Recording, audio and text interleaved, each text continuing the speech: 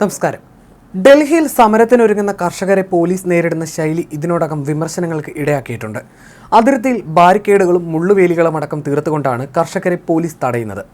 ഈ ശൈലിയെ വിമർശിച്ചുകൊണ്ട് ഭാരതരത്ന ജേതാവ് MS സ്വാമിനാഥൻ്റെ മകൾ രംഗത്ത് വന്നു. കർഷകർ നമ്മുടെ അന്നദാതാക്കളാണെന്നും അവരെ ഒരിക്കലും ക്രിമിനലുകളായി കണക്കാക്കരുതെന്നും MS സ്വാമിനാഥൻ്റെ മകൾ മധുര സ്വാമിനാഥൻ പറഞ്ഞു. ഡൽഹിയിലെ ഇന്ത്യൻ അഗ്രികൾച്ചറൽ റിസർച്ച് ഇൻസ്റ്റിറ്റ്യൂട്ട് സംഘടിപ്പിച്ച പരിപാടിയിൽ കർഷക സമരത്തെക്കുറിച്ച് പ്രതികരിക്കുകയായിരുന്നു അവർ. പഞ്ചാബിലെ കർഷകർ ഡൽഹിയിലേക്ക് മാർച്ച് നടത്തുകയാണ്. അവരെ ജയിലിലടയ്ക്കാൻ ഹരിയാനയിൽ പ്രത്യേകം ജയിലുകൾ ഒരുക്കിയിട്ടുണ്ടെന്ന വാർത്തകളുണ്ടായിരുന്നു. ഇതുപോലെ അവരെ തടയാൻ സാധ്യമായ എല്ലാ നടപടികളും സ്വീകരിച്ചിട്ടുണ്ട്. അവർ കർഷകരാണ്, ക്രിമിനലുകളല്ല. ഇത് ഓർക്കുന്നത് നല്ലതായിരിക്കുമെന്നും എന്നാണ് മധുര സ്വാമിനാഥൻ പറഞ്ഞത്. നമ്മുടെ അന്നദാതാക്കളാണ് അവർക്ക് പറയാനുള്ളതും കേൾക്കണം. അവരെ ഒരിക്കലും ക്രിമിനലുകളായി കണക്കാക്കരുത്. അവരുടെ പ്രശ്നങ്ങൾക്ക് പരിഹാരം കാണണം. ഇതെൻ്റെ അഭ്യർത്ഥനയാണ്. ഭാവിയിൽ നാം ആസൂത്രണം ചെയ്യുന്ന എല്ലാ കാര്യങ്ങളും കർഷകരെ ഒപ്പം ചേർക്കണം. MS സ്വാമിനാഥനുള്ള ആദരവ് കൂടിയായിരിക്കും അതെന്നും മധുര കൂട്ടിച്ചേർത്തു. ബംഗളൂരുവിലെ ഇന്ത്യൻ സ്റ്റാറ്റിസ്റ്റിക്കൽ ഇൻസ്റ്റിറ്റ്യൂട്ടിലെ ഇക്കണോമിക് അനാലിസ്റ്റ് യൂണിറ്റ് വിഭാഗം മേധാവിയാണ് മധുര. വലിയ പ്രതിഷേധത്തെ തുടർന്ന് 2021 കർഷക നിയമങ്ങൾ റദ്ദാക്കിയ കേന്ദ്ര സർക്കാരിൻ്റെ തീരുമാനത്തിൽ അത്യധികം സന്തോഷിച്ചിരുന്നു തൻ്റെ പിതാവെന്ന് മധുര X പ്ലാറ്റ്ഫോമിൽ കുറിച്ചിരുന്നു. ഇന്ത്യൻ ഹരിത വിപ്ലവത്തിൻ്റെ പിതാവെന്നറിയപ്പെടുന്ന MS സ്വാമിനാഥൻ 2023 സെപ്റ്റംബറിലാണ് അന്തരിച്ചത്. മരിക്കുമ്പോൾ 98 വയസ്സായിരുന്നു അദ്ദേഹത്തിന്. MS സ്വാമിനാഥൻ്റെ മറ്റൊരു മകളായ സൗമി സ്വാമിനാഥനും പരിപാടിയിൽ സംസാരിച്ചു.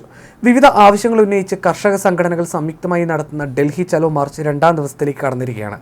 സംഘർഷഭരിതമായ സാഹചര്യത്തിൽ പൂർവാധികം ശക്തിയോടെ സമരവുമായി മുന്നോട്ട് പോകാനാണ് കർഷകരുടെ തീരുമാനം. ഇന്ന് മാർച്ചിൽ കൂടുതൽ കർഷകർ അണിനിരക്കും. മാസങ്ങളോളം സമരപാതയിൽ തുടരാനുള്ള മുന്നൊരുക്കവുമായാണ് കർഷകർ എത്തുന്നത്.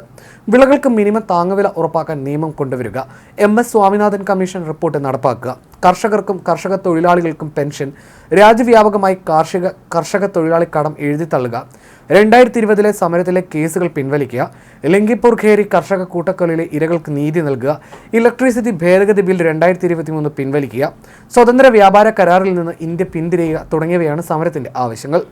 പഞ്ചാബ് ഹരിയാന അതിർത്തിയായ ശംഭുവിൽ ഇന്ന് സംഘർഷാവസ്ഥ തുടരുകയാണ്. രാവിലെ കർഷകർക്ക് നേരെ പോലീസ് കണ്ണീർ വാതകം പ്രയോഗിച്ചു. എന്നാൽ പിന്മാറില്ലെന്ന് ഉറപ്പിച്ചിരിക്കുകയാണ് കർഷകർ. അവർ സമരമുഖത്തേക്ക് കൂടുതലായി എത്തുകയാണ്. അതേസമയം കർഷകരുമായി വീണ്ടും ചർച്ചയ്ക്ക് തയ്യാറാണെന്ന് കേന്ദ്ര സർക്കാർ അറിയിച്ചു. ഇനിയും ചർച്ച നടത്താൻ തയ്യാറാണെന്ന് കേന്ദ്ര കാർഷിക സഹമന്ത്രി അർജുൻ മുണ്ട പറഞ്ഞു. ചർച്ചയ്ക്കുള്ള സാഹചര്യം ഒരുക്കണമെന്ന് കർഷകരോട് ആവശ്യപ്പെടുകയാണെന്നും അദ്ദേഹം പറഞ്ഞു. തിങ്കളാഴ്ച കർഷക സംഘടനകളുമായി കേന്ദ്ര സർക്കാർ നടത്തിയ ചർച്ച പരാജയപ്പെട്ടിരുന്നു. ഇതിനു പിന്നാലെയാണ് ചൊവ്വാഴ്ച കർഷകർ ഡൽഹി ലക്ഷ്യമിട്ട് മാർച്ച് തുടങ്ങിയത്.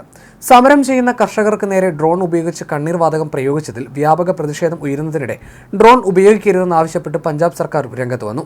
ഇന്നലെ പഞ്ചാബ് ഹരിയാന അതിർത്തിയായ ശംഭുവിലാണ് പോലീസ് ഡ്രോൺ ഉപയോഗിച്ച് സമരക്കാരെ നേരിട്ടത്.